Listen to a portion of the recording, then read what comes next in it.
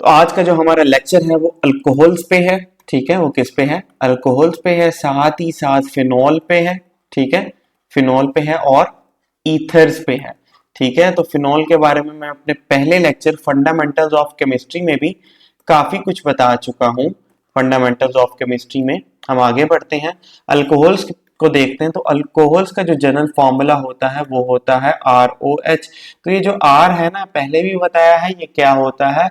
ये alkyl group होता है। ये क्या होता है? अल्काइल ग्रुप होता है। यानी कि किसी भी अल्केन में से अगर एक हाइड्रोजन रिमूव कर दूं तो CH4 में से अगर एक हाइड्रोजन निकाल दूं तो CH3, ये क्या बन जाएगा? मिथाइल। क्या बन जाएगा? मिथाइल बन जाएगा। इसी तरह अगर इथेन में से एक हाइड्रोजन निकाल दूं तो C2H5 ये क्या बन जाएगा? ये बन जाएगा इथाइल। ओके, ठीक है। इसी तरह प्रोपेन में से अगर एक हाइड्रोजन निकाल दूं तो ये क्या बन जाएगा? ये बन जाएगा प्रोपाइल। ओके, तो ये था इसका जनरल फॉर्मूला। और साथ ही साथ क्या लगा होता है? हाइड्रोक्सिल ग्रुप लगा होता है। यही हाइड्रोक्सिल ग्रुप अगर बेंजीन पे लग जाए, किस पे लग जाए? बेंजीन पे लग जाए, तो इसी को हम क्या कहते थे? फिनॉल। और ये जो हाइड्रोक्सिल ग्रुप होता है, ये हाइड्रोक्सिल ग्रुप में अपने ऑर्थो एंड मेटा और पैरा डायरेक्टिंग वाले ग्रुप वाले लेक्चर में भी ये बता चुका हूं कि जो हाइड्रोक्सिल ग्रुप होता है ना, ये तो ऑर्थो पैरा डायरेक्टिंग ग्रुप है। ये क्या है? ऑर्थो पैरा डायरेक्टिंग ग्रुप है। ये ऑर्थो पैरा डायरेक्टिंग ग्रुप क्यों है? क्योंकि इसके पास क्या होते हैं? लोन पेयर्स होते हैं। हाइड्रोक्सिल ग्रुप पे क्या मौजूद होते हैं? लोन पेयर्स होते हैं। और ये इलेक्ट्रॉन डोनेटिंग इफेक्ट रखता है। ये क्या रखता है? इलेक्ट्रॉन डोनेटिंग इफेक्ट रखता है। तो ये थी कुछ बेसिक इंफॉर्मेशन। इसके अलावा अगर मैं बात करूं तो जो अल्कोहल्स होते हैं, अल्कोहल्स होते हैं, ये वाटर में क्या होते हैं? सोल्यूबल होते हैं। ये वाटर में क्या होते हैं? सोल्यूबल होते हैं। क्यों? ठीक है, अभी देख लेते हैं। हमें पता है कि जो वाटर है, जो वाटर का मॉलिक्यूल होता है वो पोलर होता है। वाटर का मॉलिक्यूल क्या होता है? पोलर होता है। ठीक है, पार्शियल पॉजिटिव चार्जेस होते हैं हाइड्रोजन पे, पार्शियल नेगेटिव चार्ज होता है ऑक्सीजन पे। जबकि हाइड्रोक्सिल ग्रुप के सॉरी, अगर अल्कोहल्स की बात करूं तो अल्कोहल्स में जो हाइड्रोक्सिल ग्रुप होता है इस पे क्या होता है? नेगेटिव चार्ज होता है, जबकि इस पे पॉजिटिव चार्ज आता है, जिसकी वजह से पॉजिटिव नेगेटिव की तरफ अट्रैक्ट होता है और ये नेगेटिव पॉजिटिव की तरफ अट्रैक्ट होता है। तो नतीजे में इनके दरमियान बॉन्डिंग बन जाती है, अट्रैक्शन बन जाती है इन चार्जेस की वजह से। ठीक है, तो जिस वजह से अल्कोहल्स क्या होते हैं? सॉल्यूबल इन वाटर होते हैं। लेकिन जिस तरह जो ही एक कार्बन जो है अल्काइल ग्रुप में, कार्बन की तादाद बढ़ती जाती है। अल्काइल ग्रुप में कार्बन एक भी हो सकता है, कार्बन दो हो सकते हैं, तीन हो सकते हैं। तो जो ही कार्बन की तादाद बढ़ती जा रही है, जो ही कार्बन की तादाद बढ़ती जा रही है, सॉल्युबिलिटी जो है, सॉल्युबिलिटी जो है इन वाटर, किसकी? अल्कोहल्स की सॉल्युबिलिटी इन वाटर वो क्या होती जा रही है? डिक्रीज होती जा रही है। वो क्या होती जा रही है? डिक्रीज होती जा रही है। क्यों? सवाल पैदा होता है कि जो जो अल्कोहल्स के इस वाले जो अल्काइल ग्रुप है, जो अल्काइल ग्रुप है, इसमें कार्बन की तादाद बढ़ती जाएगी। तो जो जो कार्बन की तादाद बढ़ती जाएगी, क्यों वाटर में सॉल्युबिलिटी कम होती जाएगी? तो बात यह है कि जो जो कार्बन की तादाद बढ़ती जाती है तो अल्कोहल्स में नॉन पोलर कैरेक्टर बढ़ता जाता है। क्या बढ़ता जाता है? नॉन पोलर कैरेक्टर बढ़ता जाता है। ठीक है, पहले अल्कोहल से पोलर, लेकिन पोलर कंपाउंड्स है, पोलर मॉलिक्यूल्स हैं, लेकिन जो ही कार्बन की तादाद बढ़ती जाती है तो अल्कोहल्स में कुछ नॉन पोलर कैरेक्टर डेवलप होता जाता है, जिसकी वजह से हम जानते हैं वाटर तो पोलर है, तो नॉन पोलर और पोलर के दरमियान तो कोई अट्रैक्शन नहीं हो सकती। तो जिस वजह से जब अल्कोहल्स में कार्बन की तादाद बढ़ती है, जब अल्कोहल्स में कार्बन की तादाद बढ़ती है तो सॉल्युबिलिटी कम होती है। सॉल्युबिलिटी कम क्यों होती है? क्योंकि कार्बन बढ़ने की वजह से नॉन पोलर कैरेक्टर बढ़ जाता है। कार्बन की तादाद बढ़ने की वजह से नॉन पोलर कैरेक्टर बढ़ जाता है और सॉल्युबिलिटी डिक्रीज कर जाती है। ठीक है, सॉल्युबिलिटी क्या कर जाती है? डिक्रीज कर जाती है। बढ़ते हैं आगे। ठीक है, तो जो अल्कोहल्स होती है ना, अल्कोहल्स ने कुछ इस तरह से बॉन्ड बनाया होता है। फॉर एग्जांपल ये अल्कोहल है, ये हाइड्रोक्सिल ग्रुप है। ये क्या है आपका? हाइड्रोक्सिल ग्रुप है। ये partial negative charge, partial positive charge, partial positive charge, और ये हुआ है हाइड्रोक्सिल। फॉर एग्जांपल ये वाटर है। ठीक है, तो ये partial negative, partial positive, partial positive, तो इनके दरमियान एक अट्रैक्शन डेवलप हो जाती है। इस अट्रैक्शन को हम क्या कहते हैं? हाइड्रोजन बॉन्डिंग कहते हैं। इसको हम क्या कहते हैं? हाइड्रोजन बॉन्डिंग कहते हैं। और यही बॉन्डिंग होती है अल्कोहल्स और वाटर के दरमियान। ठीक है, और ये बॉन्डिंग, ये अट्रैक्शन कम होती जाती है जो ही इस आर ग्रुप में कार्बन बढ़ने लगते हैं। फॉर एग्जाम्पल अगर मिथाइल की बात करें, मिथाइल अल्कोहल की बात करें, ठीक है, मिथाइल अल्कोहल, मिथाइल अल्कोहल के अगर आर की जगह मैं मिथाइल ग्रुप लगा दूं और OH ऐसे, तो इसकी सॉलेबिलिटी ज्यादा होगी as compare to C2H5OH ethyl alcohol की निस्बत। क्यों? क्योंकि इसमें कार्बन 2 है, इसमें कार्बन सिर्फ और सिर्फ एक है, सिर्फ और सिर्फ एक कार्बन है, और इसमें 2 कार्बन है। तो एक कार्बन, जितने कार्बन कम उतना ही नॉन पोलर कैरेक्टर कम, ठीक है, जितने कार्बन कम उतने ही नॉन पोलर कैरेक्टर भी कम होगा, नॉन पोलर कैरेक्टर भी कम होगा। तो सॉल्युबिलिटी ऑटोमेटिकली क्या हो जाएगी? ज्यादा हो जाएगी, सॉल्युबिलिटी ऑटोमेटिकली ज्यादा हो जाएगी। फॉर्मूला आपने MDCAT के हवाले से भी याद रखना है, जितने कार्बन कम उतना नॉन पोलर कैरेक्टर कम और सॉल्युबिलिटी ज्यादा।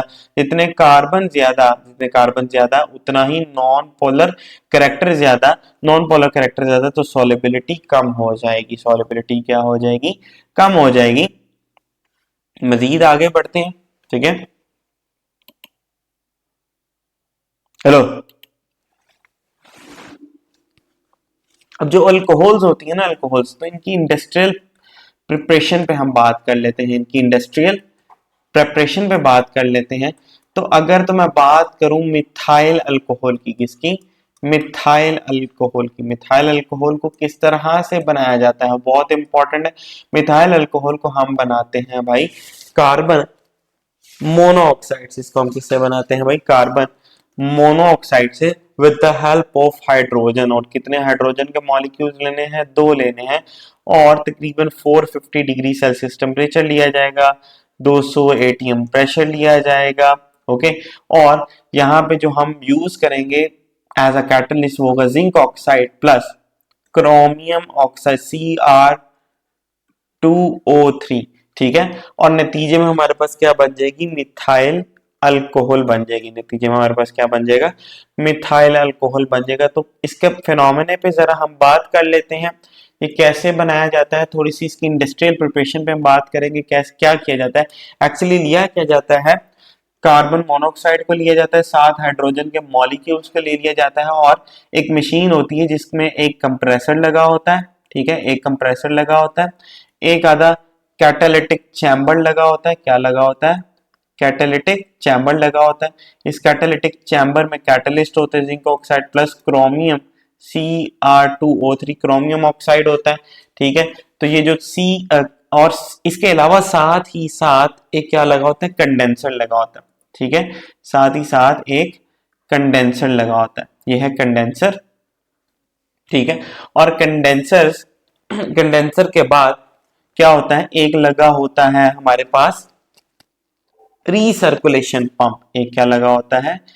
Recirculation pump.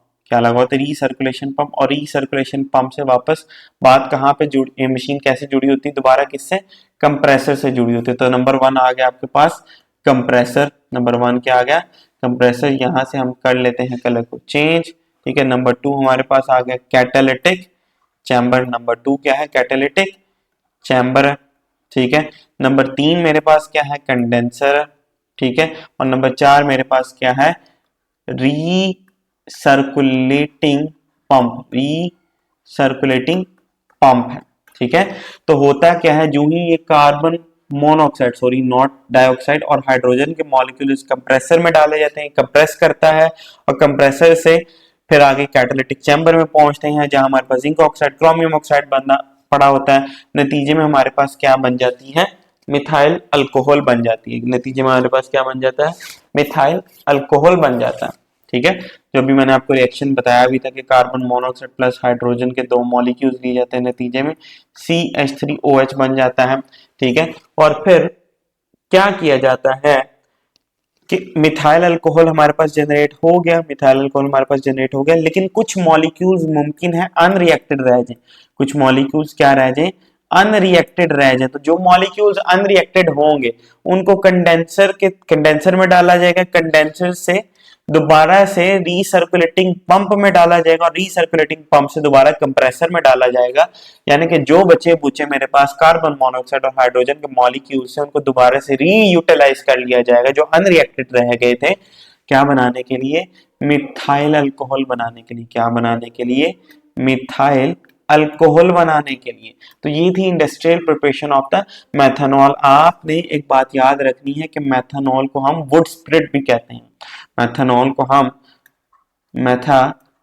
को हम वुड स्पिरिट भी कहते हैं, ठीक है, वुड स्पिरिट, ओके, क्योंकि because it is obtained from wood carbinol, it is obtained from wood carbinol। बहरहाल मैं इसकी मजीद एक्सप्लेनेशन में नहीं जा रहा। अब हम चलते हैं इंडस्ट्रियल प्रिपरेशन ऑफ एथेनॉल की तरफ। तो एथेनॉल को जो प्रिपेयर किया जाता है इंडस्ट्रीज में, वो प्रोसेस के थ्रू प्रोड्यूस किया जाता है, जिस प्रोसेस का नाम है फर्मेंटेशन। इस प्रोसेस का क्या नाम है? फर्मेंटेशन। यानी कि एक ऐसा प्रोसेस जिसमें रिएक्शन को एंजाइम्स की मदद से प्रोसीड किया जाता है। A process, a biochemical process, ठीक है, क्या है भाई? अ बायोकेमिकल प्रोसेस, ठीक है, which is proceeded with the help of enzymes, और ये एंजाइम्स कहां से खारिज होते हैं? ये एंजाइम्स कहां से खारिज होते हैं? These enzymes are secreted by microbes। These enzymes are secreted by microbes। यानी कि fermentation is a biochemical process in which the reaction is proceeded with the help of the enzymes which are secreted by the microbes। ये bacteria के through secrete किए जाते हैं enzyme, और इन्हीं enzymes के थ्रू हम क्या बनाते हैं? फर्मेंटेशन के अमल के थ्रू हम क्या बनाते हैं? एथेनॉल बनाते हैं। हमें पता है ना, जैसे हम दही बनाते हैं, ठीक है, तो दही में भी फर्मेंटेशन का प्रोसेस हो रहा होता है, मुख्तलिफ माइक्रोब्स होते हैं आपके दही में।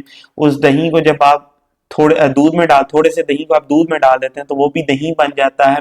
वो क्यों बनता है? क्योंकि जो दही की जाग आप दूध में लगाते हैं, उस दही में होते हैं माइक्रोब्स, बैक्टीरियाज होते हैं जो मुख्तलिफ एंजाइम्स को सक्रीट करते हैं। वो एंजाइम दही की फर्मेंटेशन, दूध की फर्मेंटेशन करके दूध को किस में कन्वर्ट कर देते हैं? दही में कन्वर्ट कर देते हैं, ठीक है। तो एथेनॉल को भी हम इसी प्रोसेस से बनाने जा रहे हैं। लेकिन अब हमने फर्मेंटेशन करनी किसकी है? तो हमने फर्मेंटेशन करनी है दही की, तो हमने करनी नहीं, दूध की तो हमने करनी नहीं, हमने तो करनी है मोलासिस की, ठीक है। हमने किसकी करनी है? मोलासिस की। तो एक्चुअली होता क्या है कि मोलासिस के बारे में मैं आपको मजीद इंफॉर्मेशन अभी देता हूँ, लेकिन उससे पहले हम ये बात समझ लेते हैं कि जो सुक्रोज होती है ना, सुक्रोज जो हमारी शुगर होती है, जो चीनी होती है, जिसका फॉर्मूला क्या था? C12H22O11। इस सुक्रोज दो तरह की हालतों में पाई जाती है, एक तो हालत वो है जिसका नाम, जो क्रिस्टलाइन फॉर्म होती है, जो क्या होती है? क्रिस्टलाइन फॉर्म होती है, ठीक है। और दूसरी फॉर्म वो है जिसको हम क्या कहते हैं? अमॉर्फस फॉर्म कहते हैं। ये जो अमॉर्फस फॉर्म होती है ना, ये अमॉर्फस फॉर्म ऑफ सुक्रोज को ही हम क्या कहते हैं? मोलासिस कहते हैं। अमॉर्फस फॉर्म ऑफ सुक्रोज को ही हम क्या कहते हैं? मोलासिस कहते हैं। Actually it is a residue obtained from the crystallization of the sugar, ठीक है। इट इज अ रेसिड्यू, इसकी डेफिनेशन पे भी हम थोड़ी सी बात कर लेते हैं। इट इज अ रेसिड्यू, ठीक है, obtained from crystallization of sugar. कौन सी शुगर? जो प्रेजेंट होती है शुगर केन जूस में, यानी कि शुगर केन या गन्ने से हम जूस निकालते हैं, उस जूस से हम चीनी बनाते हैं, शुगर बनाते हैं। जो बाकी रेजिड्यू बच जाता है ना, वो रेजिड्यू क्या होता है? अमॉर्फस फॉर्म होती है, ठीक है, क्रिस्टलाइन फॉर्म नहीं होती, प्रॉपर्ली अरेंज फॉर्म नहीं होती, और उसी को हम क्या कहते हैं? मोलासिस कहते हैं, ठीक है। मोलासिस भी क्या है? कुछ नहीं, शुगर ही है। जिस मोलासिस का फॉर्मूला भी क्या है? बिल्कुल सेम, C12H22O11। तो अब इसी मोलासिस को लेंगे और इससे क्या बनाने जा रहे हैं? एथेनॉल बनाने जा रहे हैं। तो फॉर एग्जांपल ये हमने ले ली मोलासिस C12H22O11, और हमने क्या ले लिए? बैक्टीरिया ले लिए जिन्होंने एक एंजाइम क्रिएट किया। उस एंजाइम का नाम होता है इनवर्टेज। उस एंजाइम का क्या नाम होता है? इनवर्टेज। तो नतीजे में जब ये सुक्रोज का मॉलिक्यूल टूटेगा, तो हमें पता है सुक्रोज किन चीजों से बनी होती है। ये सुक्रोज नॉर्मली किससे बनी होती है? ग्लूकोज के मॉलिक्यूल से, ठीक है, और फ्रुक्टोज के मॉलिक्यूल से, ठीक है। तो अगर मैं यहां से ग्लूकोज ले लूं जिसका फॉर्मूला क्या होता है नेक्स्ट स्टेप में, ये पहला स्टेप था, दूसरा स्टेप में मैं इस ग्लूकोज के ले लूं जिसका फॉर्मूला C6H12O11 होता है। अब मैं यहाँ फिर एक एंजाइम ले लूं जिसका नाम होता है जाइमेज, जो मुख्तलिफ बैक्टीरिया सिक्रीट करेंगे। तो इस जब ये एंजाइम इस पे एक्ट करेंगे तो नतीजे में क्या बन जाती है? हमारे पास एथेनॉल बन जाती है। उसके साथ साथ कार्बन डाइऑक्साइड के मॉलिक्यूल भी रिलीज होते हैं। तो एथेनॉल बन गई, ठीक है। एथेनॉल का फॉर्मूला क्या होता है? C2H5, साथ हाइड्रोक्सिल ग्रुप लगा होता है। ये हाइड्रोक्सिल ग्रुप बार बार बता चुका हूँ किसके साथ लगा, बेंजीन के साथ लगा हो तो वो बेंजीन क्या बन जाती है? फिनॉल बन जाती है। और ये इलेक्ट्रॉन डोनेटिंग ग्रुप है, ठीक है। बहरहाल एथेनॉल साथ दो कार्बन डाइऑक्साइड के मॉलिक्यूल्स बन जाते हैं, ठीक है, और दो ही एथेनॉल बनती हैं। तो ये तो थी हमारे पास एथेनॉल की इंडस्ट्रियल प्रिपरेशन। एक और स्टेप होता है कि बाज़ औक़ात क्या होता है कि अगर हम स्टार्च ले लें तो स्टार्च एक्चुअली क्या है कि मुख्तलिफ माल्टोज को मिलाया जाए, मुख्तलिफ माल्टोज शुगर्स को मिलाया जाए तो माल्टोज शुगर्स मिलकर क्या बना देती हैं? स्टार्च बना देती हैं। और जो स्टार्च का फॉर्मूला होता है वो होता है C6H10O5, जिस मल्टीपल मॉलिक्यूल्स पाए जाएंगे और उसको हम रिप्रेजेंट कर देते हैं N से।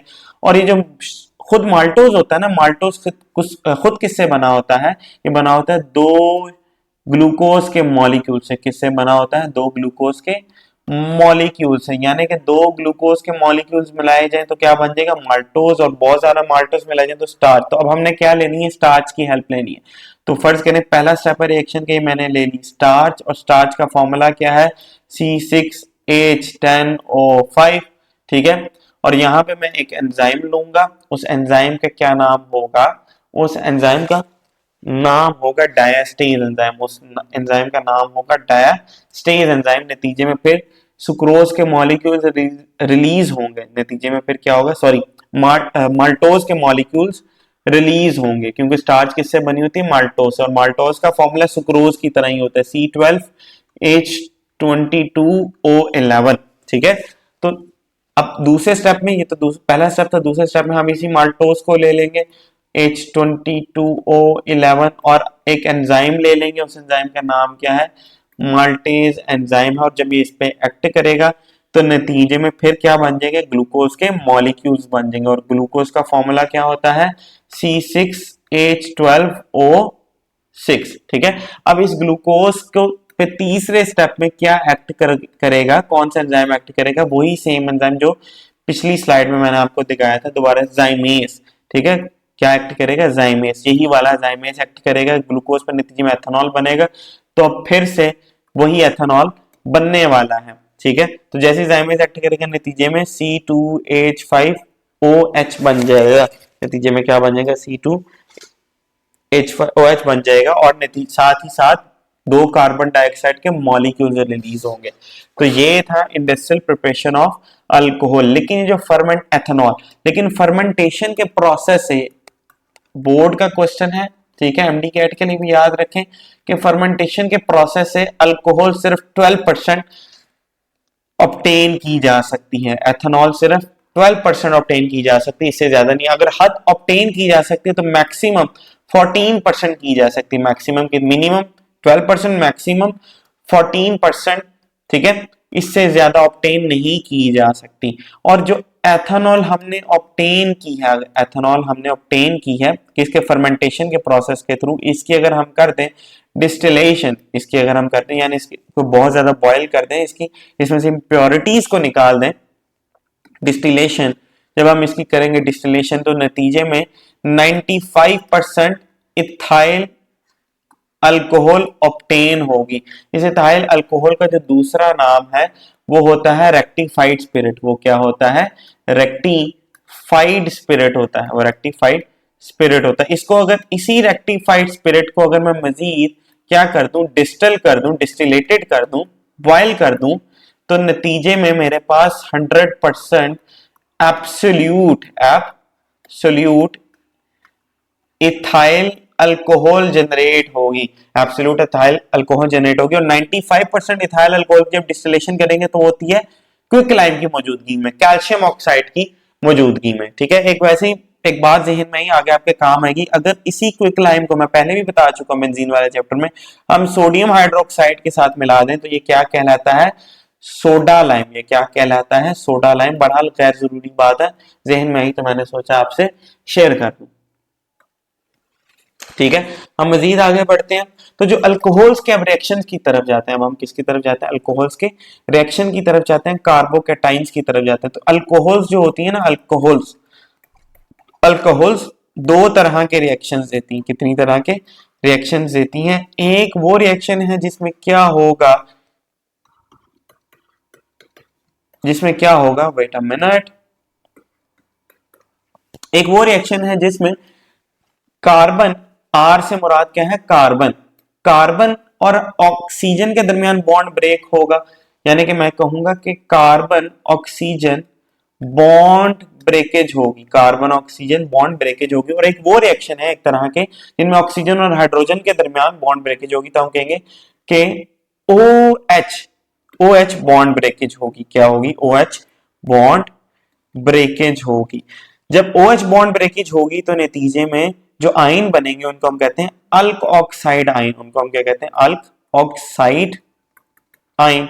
ठीक है, और यहां पे जो नतीजे में आयन्स बनेंगे उनको हम कहते हैं कार्बोकैटाइंस। उनको हम क्या कहते हैं, कार्बोकैटाइंस। कार्बोकैटाइंस क्या होते हैं भाई, ये पॉजिटिव चार्ज होंगे, ये क्या होंगे, पॉजिटिव, जबकि अल्क ऑक्साइड आयन क्या होंगे, नेगेटिव चार्ज होंगे। इसको थोड़ा सा मजीद इलेबोरेट करते हैं अगली स्लाइड में।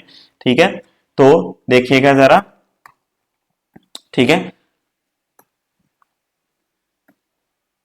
तो होगा क्या, अगर मैं OH बॉन्ड कार्बन, तो एक वो वाला रिएक्शन है जिसमें कार्बन और हाइड्रोजन के दरमियान बॉन्ड ब्रेक हो रहा है, और एक वो रिएक्शन है जिसमें ऑक्सीजन और हाइड्रोजन के दरमियान बॉन्ड ब्रेकेज हो रहा है।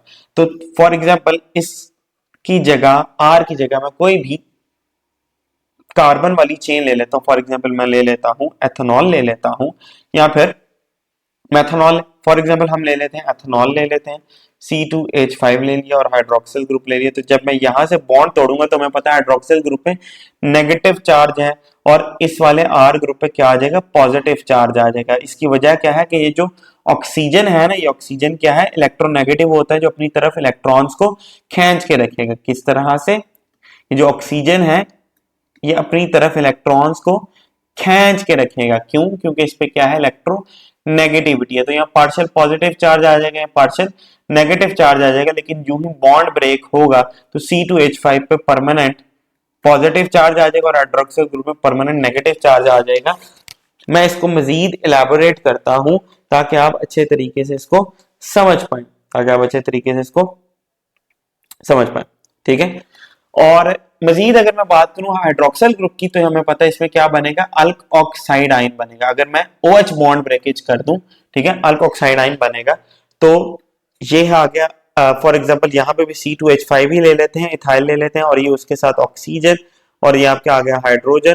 तो ऑक्सीजन क्योंकि इलेक्ट्रोनेगेटिव है, पार्शियल नेगेटिव, यहाँ पे पार्शियल पॉजिटिव, इन पे भी पार्शियल पॉजिटिव चार्ज आएगा। लेकिन जो ही मैं यहाँ से का हाइड्रोजन को निकाल दूंगा, तो अब इस वाले हिस्से पे, ठीक है, ऑक्सीजन में परमानेंट नेगेटिव चार्ज आ जाएगा और इधर परमानेंट पॉजिटिव चार्ज आ जाएगा, पहले पार्शियल थे, ठीक है। और ये जो नतीजे में बना है इसको हम कहेंगे अल्क ऑक्साइड आयन या फिर एथॉक्साइड आयन। इसको हम क्या कहेंगे, एथॉक्साइड आयन, ठीक है, क्योंकि दो कार्बन है, दो कार्बन को हम किससे रिप्रेजेंट करते हैं, एथ से, एथा, ठीक है, एथ ऑक्साइड आयन, जो कि क्या है, नेगेटिव चार्ज है, नेगेटिवली चार्ज है, ठीक है। अब एक फिनोमेना मैंने आपको बेंजीन में पढ़ाया था, वो था रेजोनेंस वाला फिनोमेना। वो कौन सा फिनोमेना था, रेजोनेंस वाला फिनोमेना।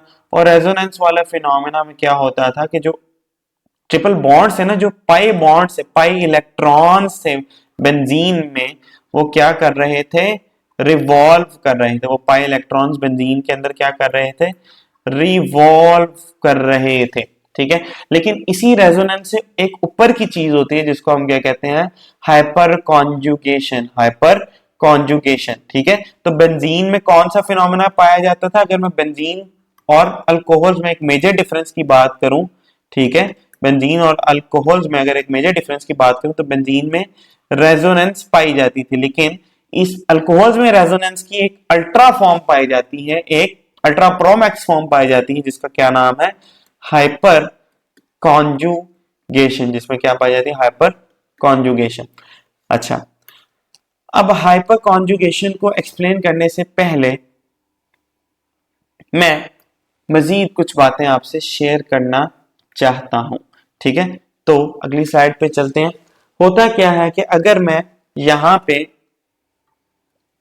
कार्बन और ऑक्सीजन के बॉन्ड ब्रेकेज की बात कर लूं और इधर फर्ज करें मैं बात कर लेता हूं हाइड्रो OH बॉन्ड ब्रेकेज वाले रिएक्शन की। ठीक है, तो होता क्या है कि जो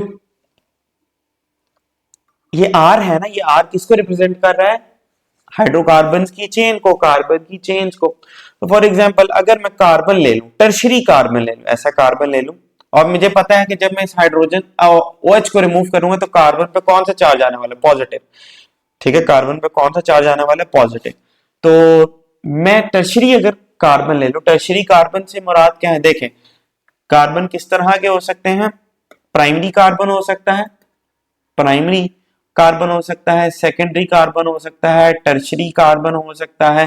प्राइमरी कार्बन में क्या होता है? प्राइमरी कार्बन में जो फंक्शनल ग्रुप के साथ कार्बन है, फंक्शनल ग्रुप के साथ कार्बन है, फॉर एग्जांपल अगर मैं प्रोपानॉल ले लूं, 3 कार्बन वाली अल्कोहल, तो ये जो फंक्शनल ग्रुप है अल्कोहल्स का वो तो है हाइड्रोक्सिल ग्रुप। तो इसके साथ बिल्कुल जो कार्बन होगी वो कौन सी कार्बन होगी? प्राइमरी कार्बन होगी। वो क्या होगी? प्राइमरी कार्बन होगी। अगर इस प्राइमरी कार्बन के साथ मैं 2 कार्बन को और अटैच कर दूं, अगर मैं इस प्राइमरी कार्बन के साथ क्या करूं? 2 कार्बन को और अटैच कर दूं। कैसे? अगर इस तरह से ले लें हम, ठीक है, फॉर एग्जांपल अगर इस कार्बन को मैं इधर ड्रॉ कर दूं, ठीक है, अगर मैं इस प्राइमरी कार्बन के साथ ये वाला प्राइमरी, इसको मैं 1 से रिप्रेजेंट कर रहा हूं, 2 कार्बन लगा दूं, तो इसको हम कहेंगे कौन सा अल्कोहल है? ये तो सेकेंडरी अल्कोहल है। ये कौन सा अल्कोहल बना है? सेकेंडरी अल्कोहल बना है। अगर मैं इसी प्राइमरी कार्बन के साथ 3 कार्बन को अटैच कर दूं, इसी प्राइमरी कार्बन के साथ अगर मैं 3 कार्बन को अटैच कर दूं अलग अलग से, तो अब यही अल्कोहल कौन सी अल्कोहल बन जाएगी? टर्शरी अल्कोहल बन जाएगी। टर्शरी अल्कोहल बन जाएगी। ठीक है, कौन सी अल्कोहल बन जाएगी? टर्शरी अल्कोहल बन जाएगी।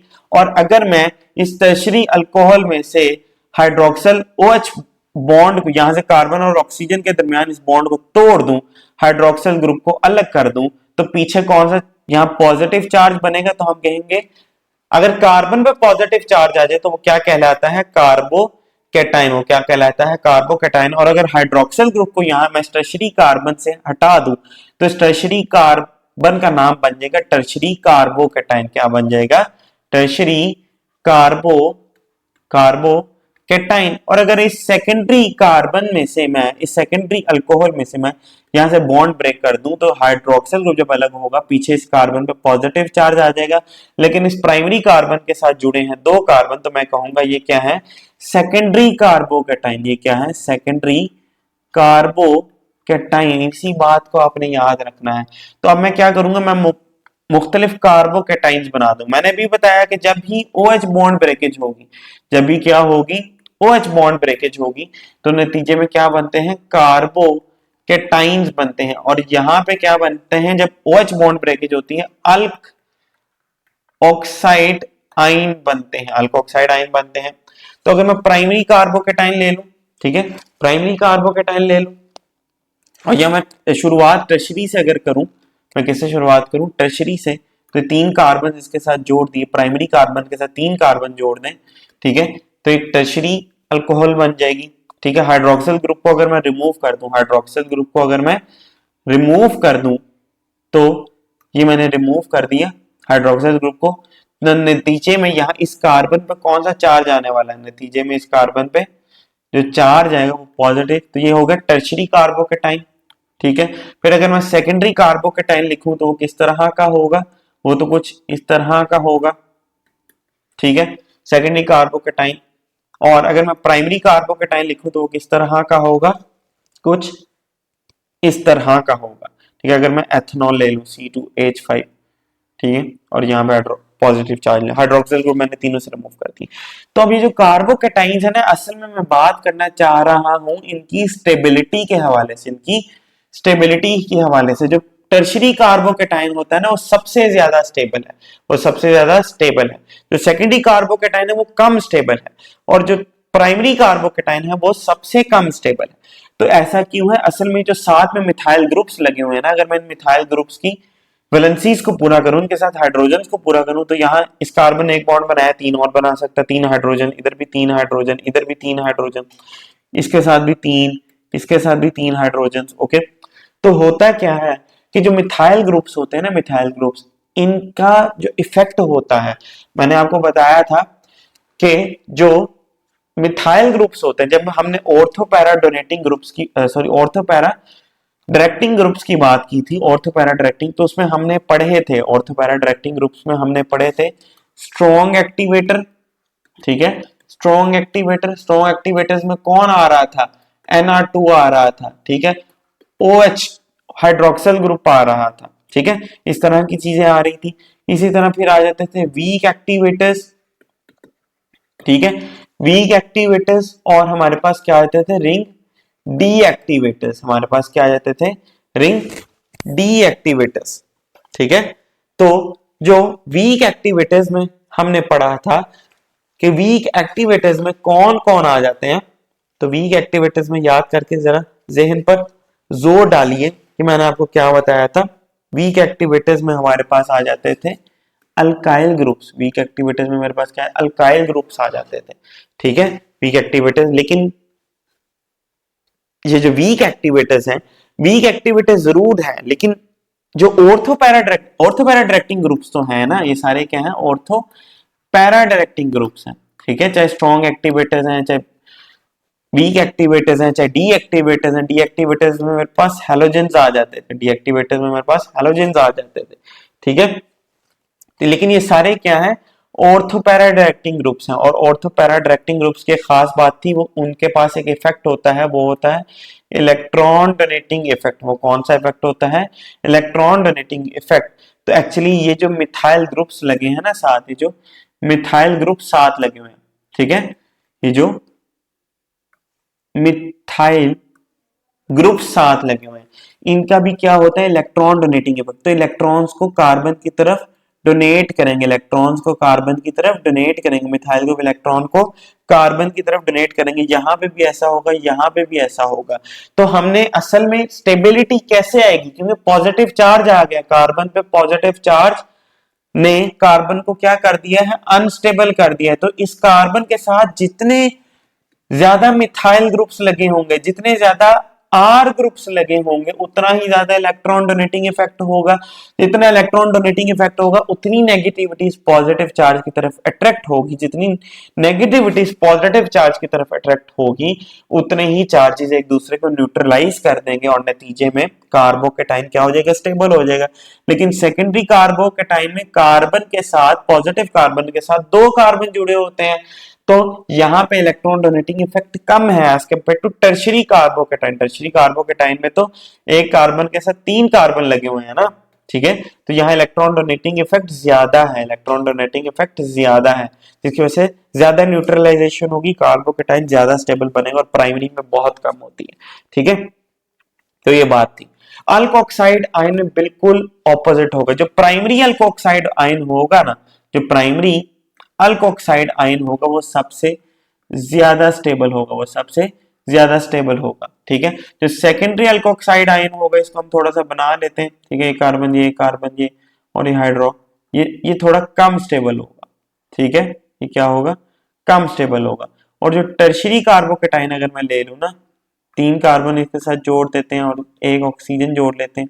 ठीक है, तो होगा क्या कि इस ऑक्सीजन में नेगेटिव चार्ज है, तो ये टर्शरी जो कार्बोकेटाइन है कब सबसे कम स्टेबल होगा। इस ऑर्डर को मैं अगली स्लाइड पे आपको दोबारा बनाकर दिखाता हूं। मैंने अभी बताया कि अगर मैं बात करूं कार्बोकेटाइन की, तो टर्शरी कार्बोकेटाइन यानी कि प्राइमरी कार्बन के साथ पॉजिटिव कार्बन के साथ अगर 3 कार्बन जुड़े हों तो वो क्या होगा, टर्शियरी कार्बोकेटाइन होगा, और इसमें 3 मिथाइल ग्रुप्स हैं और ये सबसे ज्यादा स्टेबल है क्योंकि इसमें इलेक्ट्रॉन डोनेटिंग इफेक्ट सबसे ज्यादा है। ठीक है, उसके बाद हमारे पास सेकेंडरी कार्बोकेटाइन आ जाता है। सेकेंडरी कार्बोकेटाइन में मेरे पास इलेक्ट्रॉन डोनेटिंग इफेक्ट कम हो गया, फिर प्राइमरी कार्बोकेटाइन आ जाता है। ठीक है, प्राइमरी कार्बोकेटाइन आ जाता है, सबसे ज्यादा स्टेबल टर्शियरी कार्बोकेटाइन है। लेकिन अगर मैं अल्कोक्साइड आयंस की बात करूं, लेकिन अगर दूसरी तरफ अल्कोक्साइड आयन की बात की जाए तो अल्कोक्साइड आयन में बिल्कुल ऑपोजिट है। जो प्राइमरी अल्कोक्साइड आयन होगा, प्राइमरी अल्कोक्साइड आयन होगा वो ज्यादा स्टेबल होगा। वो क्या होगा, ज्यादा स्टेबल होगा। इसको थोड़ा सा साफ बनाता हूं। ठीक है, जो प्राइमरी अल्कोक्साइड आयन है वो ज्यादा स्टेबल है। जो सेकेंडरी की अगर मैं बात करूं, सेकेंडरी की अगर मैं बात करूं, ठीक है, ये होगा सेकेंडरी और ये ऑक्सीजन। ठीक है, तो सेकेंडरी अल्कोक्साइड आयन कम स्टेबल और tertiary oxide ion, tertiary alkoxide ion सबसे कम स्टेबल है। ठीक है, टर्शियरी अल्कोक्साइड आयन सबसे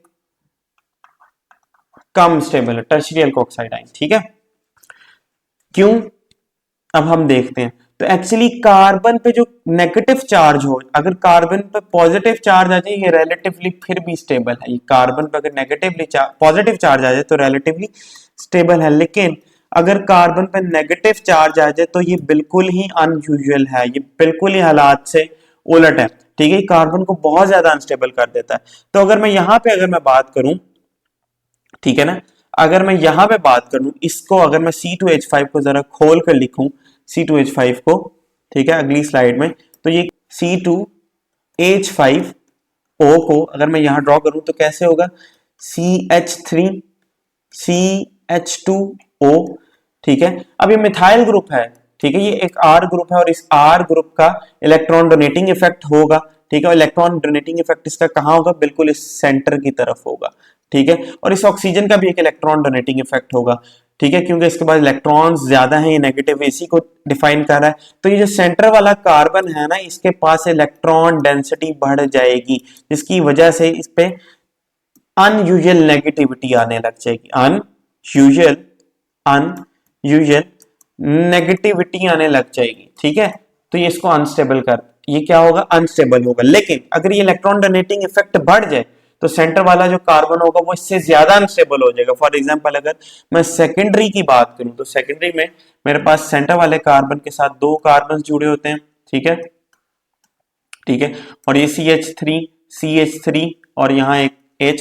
तो अब यहाँ पे 2 R ग्रुप्स हैं, एक R ये है, एक R ये है। दोनों का सेंटर वाले कार्बन की तरफ इलेक्ट्रॉन डोनेटिंग इफेक्ट है और इस ऑक्सीजन का भी सेंटर वाले कार्बन की तरफ इलेक्ट्रॉन डोनेटिंग इफेक्ट है, जिसकी वजह से इस कार्बन पे अनयूजुअल नेगेटिविटी आएगी और ये अनस्टेबल हो जाएगा। लेकिन अगर इसमें 3 टर्शियरी कार्बन ले लें, टर्शियरी कार्बन के साथ 3 CH3 वाले यानी कि R ग्रुप्स जुड़े होंगे, ठीक है, और ये R है, तो अब यहाँ पे 3 मिथाइल ग्रुप्स की तरफ से नेगेटिव इफेक्ट आने लग जाएगा सेंटर वाले कार्बन की तरफ, और इस ऑक्सीजन से भी सेंटर वाले कार्बन की तरफ नेगेटिव इफेक्ट आएगा, जिसकी वजह से ये सेंटर वाला कार्बन हाईली अनस्टेबल हो जाएगा। तो ये होता है एक्चुअली CH बॉन्ड ब्रेकेज में और OH बॉन्ड ब्रेकेज में। तो सारी बातों का लबे लबाब ये है कि CH बॉन्ड ब्रेकेज में जब OH कार्बन और हाइड्रोजन के दरमियान बॉन्ड ब्रेकेज होती है तो कार्बोकेटाइन बनता है, कार्बोकेटाइन बनता है, और जब हाइड्रोक्सिल ग्रुप में OH के दरमियान बॉन्ड ब्रेकेज होती है तो क्या बनता है, अल्कोक्साइड आयन बनता है। ठीक है, अल्कोक्साइड बनता है, सही हो गया। और कार्बोकेटाइन सबसे ज्यादा जो स्टेबल होता है, जितने हाइड्रोक्स R ग्रुप्स बढ़ेंगे उतनी ही ज्यादा स्टेबिलिटी बढ़ेगी, ज्यादा इलेक्ट्रॉन डोनेटिंग इफेक्ट में। लेकिन OH बॉन्ड ब्रेकेज में जितने ज्यादा R ग्रुप बढ़ेंगे उतना इलेक्ट्रॉन डोनेटिंग इफेक्ट होगा, लेकिन उतनी ही अनस्टेबिलिटी हो जाएगी अनयूजुअल नेगेटिविटी की वजह से कार्बन पर। ठीक है, तो ये कुछ बेसिक्स थी। ठीक है, टर्शियरी कार्बोकेटाइन सबसे ज्यादा स्टेबल होता है, सेकेंडरी उससे कम, प्राइमरी सबसे कम। यहां अगर मैं बात करूं तो प्राइमरी अल्कोक्साइड सबसे ज्यादा स्टेबल होता है, सेकेंडरी उससे कम, टर्शियरी सबसे कम। ठीक है, तो ये कुछ बेसिक्स थी, बाकी इंशाल्लाह हम अगली वीडियो में रिएक्शंस को डिस्कस करेंगे। ये अल्कोहल्स के हवाले से बेसिक सी इनको याद रखिएगा, ठीक है। और एक और वीडियो भी अगले लेक्चर में मैं आपको हाइपर कॉन्जुगेशन के बारे में भी मजीद बताऊंगा। मैं भी आपको बता चुका हूं कि बेंजीन में क्या होता था, बेंजीन में रेजोनेंस का फिनोमेना होता था, लेकिन अल्कोहल में क्या होगा, हाइपर कॉन्जुगेशन होगी। अल्कोहल्स में क्या होती है, हाइपर कॉन्जुगेशन होती है। हाइपर कॉन्जुगेशन क्या होती है हम इसको देखेंगे अगले लेक्चर में। तब तक के लिए अल्लाह हाफिज।